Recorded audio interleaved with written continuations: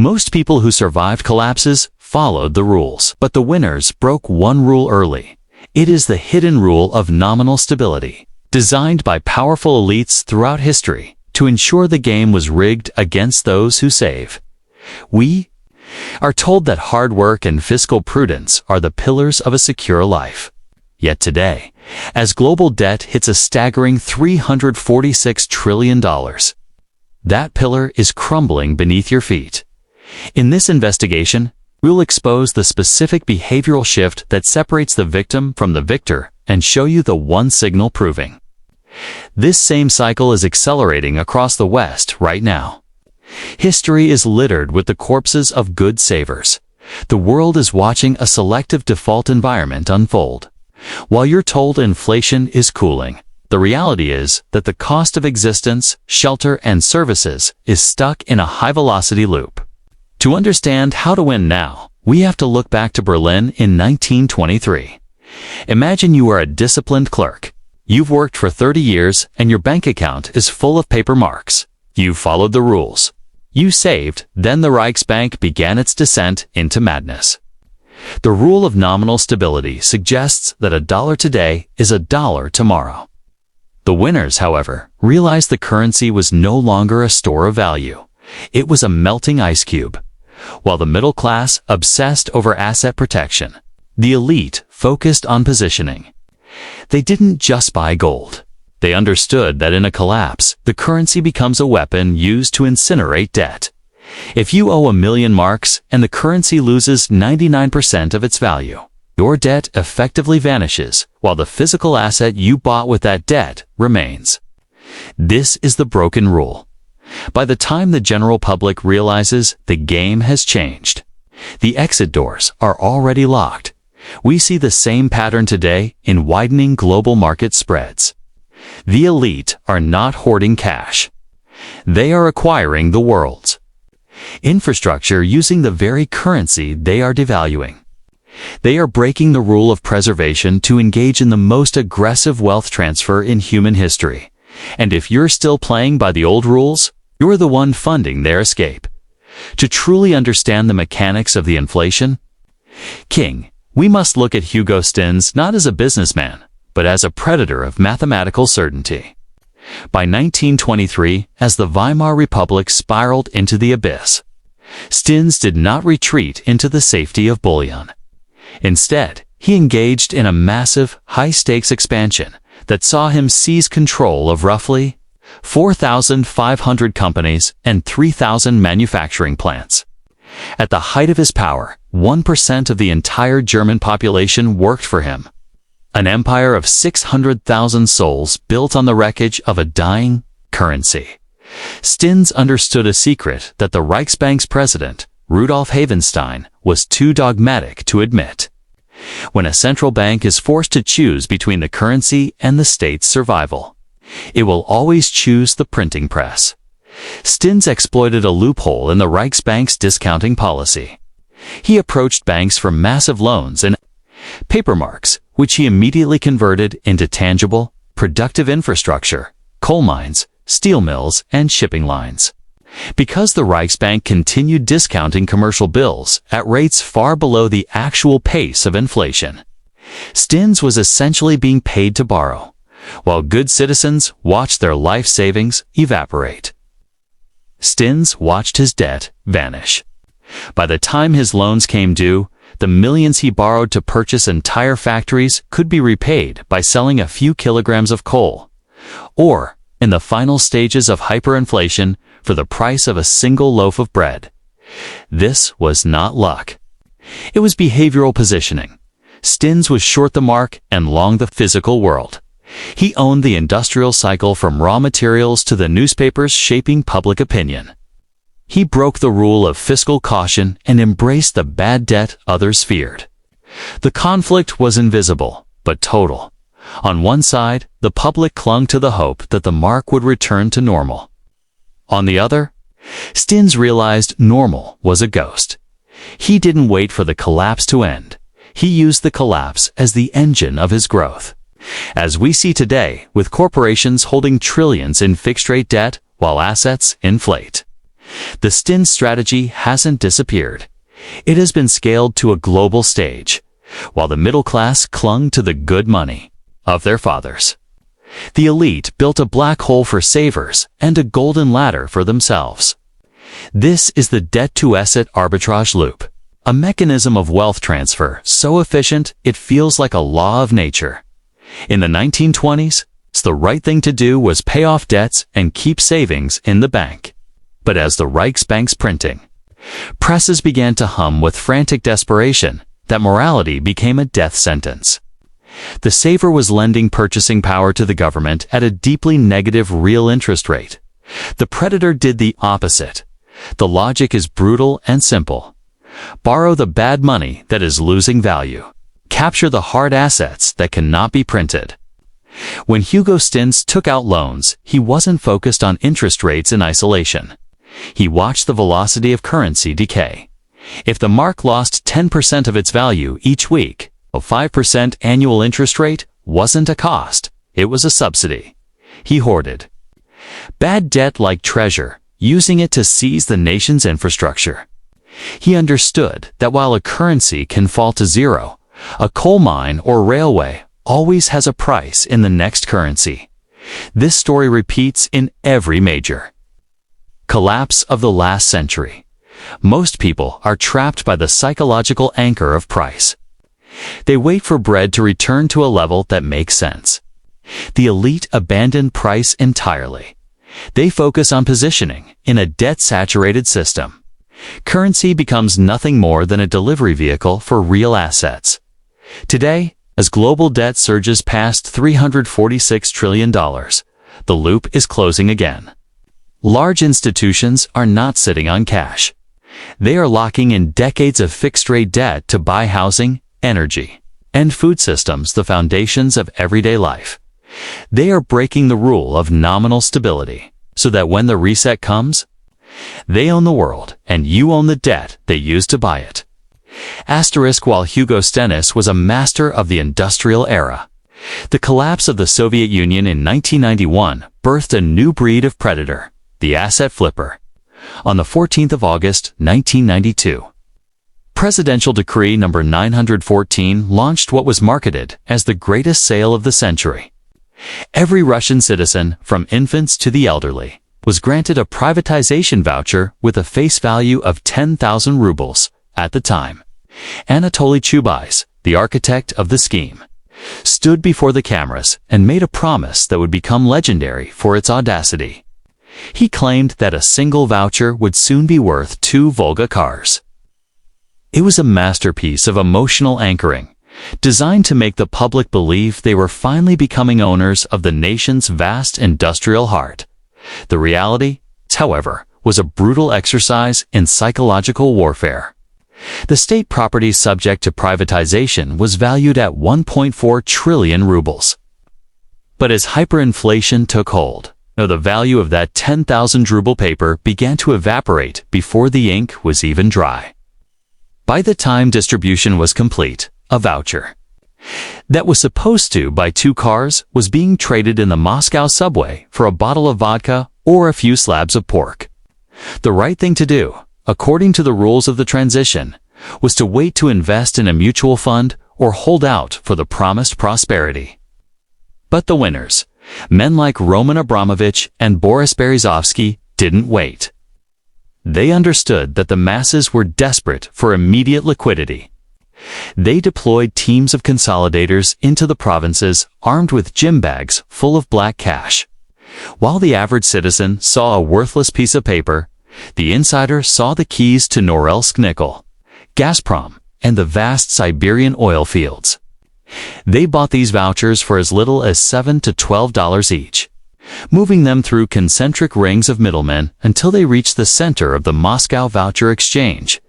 In this environment, the market price was an illusion. The only thing that mattered was the ability to consolidate. By breaking the rule of patience and exploiting the extreme psychological fatigue of the population, a handful of young men captured the industrial heritage of a superpower for the price of a used bicycle. They weren't just buying assets. They were buying the right to dictate the future. The savers were left holding nothing but the memory of a lie. By 1995, the chaotic voucher flipping of the early 90s had evolved into something far more clinical and definitive. This was the year of the Lance 4 shares scheme, a financial heist so brazen it redefined the relationship between the state and the elite. The Russian government was effectively bankrupt, bleeding cash to fund a brutal war in Chechnya, and desperate to secure President Boris Yeltsin's re-election against a surging communist party. The right thing for the state to do would have been to seek international aid or impose radical transparency. Instead, a group of 7 bankers, known as the Semi-Bankershina, proposed a Faustian bargain. They would lend the government roughly $800 million it needed to stay afloat, using the nation's most valuable industrial assets, the crown jewels, as collateral. The winners of this game, men like Vladimir Potanin and Mikhail Khodorkovsky, didn't just participate in the auctions, they ran them. On the 17th of November, 1995, the auction for a 51% stake in Norilsk Nickel, the world's largest producer of palladium, took place. Potanin's own bank, 1xim, was the auctioneer. Unsurprisingly, 1xim was also the winner, securing the stake for just $170.1 million, barely above the reserve price. A rival bid offering nearly double the amount was disqualified on a technicality. While the Russian oligarchs were dismantling an empire with gym bags of cash, a more refined, rhythmic heist was being perfected in the Southern Hemisphere. In Argentina, the winners don't just survive inflation, they ride it. They call it La Bicicleta Financiera, the financial bicycle. And it is perhaps the most elegant wealth extraction machine ever devised inside a corrupt, regulatory environment to the average citizen. The cepo, or currency clamp, was a cage that prevented them from protecting their wages. But to Argentine insiders, it was profit-generating friction. They understood that when a government tries to fix the price of a dollar at 1,451 pesos while the street price the dollar blue screaming at 1,495, a vacuum of value is created. And where there is a vacuum, there is always a winner ready to fill it. The bicicleta works on a hypnotic cycle of carry trade, arbitrage. Even as of late 2025, after the landmark lifting of capital controls in April, the elite continued to spin the wheels. The strategy is simple but lethal. They bring hard dollars into the country, convert them into pesos at the high parallel rate, and dump those pesos into high-yield government bonds or speculative casino instruments that pay 5% monthly interest. They are betting that the government will defend the exchange rate at all costs to fight inflation. If the peso only devalues by 2% while the bond pays 5%, they net a 3% monthly return in pure US dollars. This is a real world financial pyramid estimated to move between $40 and $80 billion in volume. The conflict is visceral. While the middle class is squeezed by the austerity measures of the Milei administration, the bikers are generating 50% annual profits in dollar terms.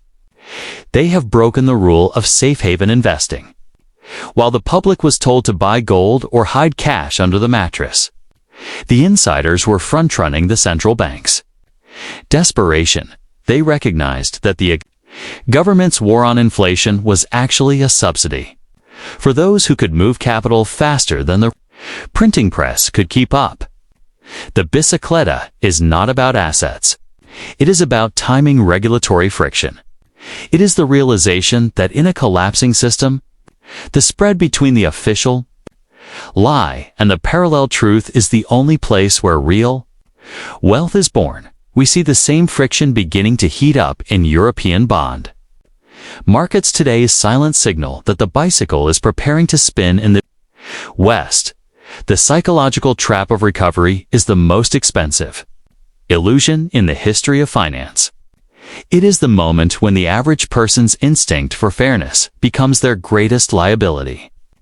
When a currency begins to fail, the majority of the population enters a state of cognitive hibernation. They look at the price of energy, the price of housing, or the cost of a simple meal and tell themselves, this can't last. Prices will return to normal once the crisis is over. This is the recovery trap. It is a behavioral anchor that keeps you motionless while the elite strip the gears of the economy. The winners of currency collapses do not wait for a return to normal. They understand that normal was only a temporary agreement. That agreement has been canceled. In a high-velocity inflationary environment, the currency doesn't just lose value. It changes its nature. It stops being a store of value and becomes a hot potato, while the public waits for the cost of living to fall. Insiders reposition their entire lives around the new floor. They recognize that the $346 trillion in global debt cannot be repaid in today's purchasing power. It can only be inflated away. Waiting for lower prices is mathematically equivalent to waiting for the government to voluntarily go bankrupt. It will not happen. This is where the largest wealth transfers occur. By the time the public accepts the new higher price floor, the elite have already used devalued debt to lock in assets at yesterday's rates. In the Weimar Republic, those who waited for the mark to stabilize before buying property became perpetual renters in buildings, owned by inflation kings. In post-Soviet Russia, those who held their vouchers waiting for the promised Volga car ended up with cheap spirits, while oligarchs took the oil fields. The conflict is between your memory of what things should cost and the reality of what they do cost. To win, you must break the rule of fair pricing and accept that in a collapse, the normal you are waiting for is a ghost designed to keep you frozen until it is too late. We are no longer looking at history. We are looking in the mirror as of late 2025. The global debt mountain has reached a fresh peak of nearly $346 trillion, an increase of more than $26 trillion in just the first 9 months of the year. This is not merely a number. It is atmospheric pressure building inside a system preparing to buckle, while senior savers in the United States and Europe are reassured by headlines about moderating inflation. The Stinnes strategy is being executed at a scale Hugo himself could never have imagined. A massive refinancing cliff is approaching, with over $16 trillion in developed market debt scheduled to roll over in 2026. The winners of this moment are not those holding cash. They are those positioned to capture the infrastructure of the future using the very debt now being devalued. In the boardrooms of New York and Frankfurt, a new form of vertical integration is underway. Large-cap sponsors and private equity firms are moving away from traditional banking and toward direct, flexible private credit. They are becoming their own central banks, while the public is told to fear sovereign debt. Insiders are issuing 7% high-yield paper to acquire the most resilient sectors of the economy: AI-linked energy assets, data centers, and essential logistics. They have broken the rule of diversification, realizing that in a $346 trillion debt environment, owning everything is the only hedge against owning nothing. The modern echo of the Weimar inflation king is found in institutional capital front-running inevitable currency debasement. Fixed-rate obligations are being locked in today, because the nominal stability of the dollar and the euro is a fiction, maintained for the benefit of the tax-paying public. The conflict is no longer between nations. It is between those anchored to the currency and those who have already moved their wealth into the physical, productive reality of the next system.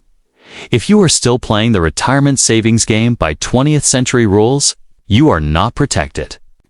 You are the liquidity funding the ultimate asset flip of the 21st century. Asterisk. The modern incarnation of the Stinnes strategy is no longer a localized phenomenon confined to a single failing republic. It is a global, institutionalized maneuver. At this very moment, private equity behemoths and sovereign wealth funds are executing a silent vertical. Integration of the global economy they are utilizing. A specific form of permanent debt to front-run what they anticipate will be the long-term devaluation of the world's major reserve currencies.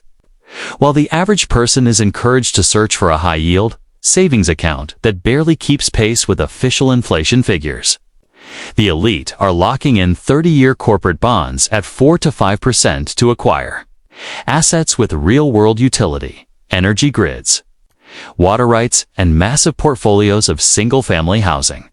They are not merely investing in the traditional sense. They are engaging in a calculated arbitrage of the currency itself. This is the Stinnes strategy scaled for the reality of 2026.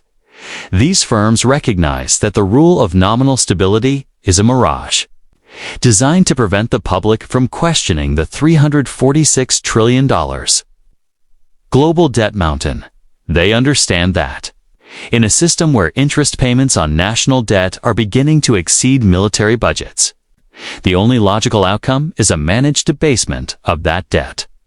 By holding productive physical infrastructure financed with fixed-rate, long-term obligations, they have positioned themselves to be the ultimate beneficiaries when the currency is inevitably reset.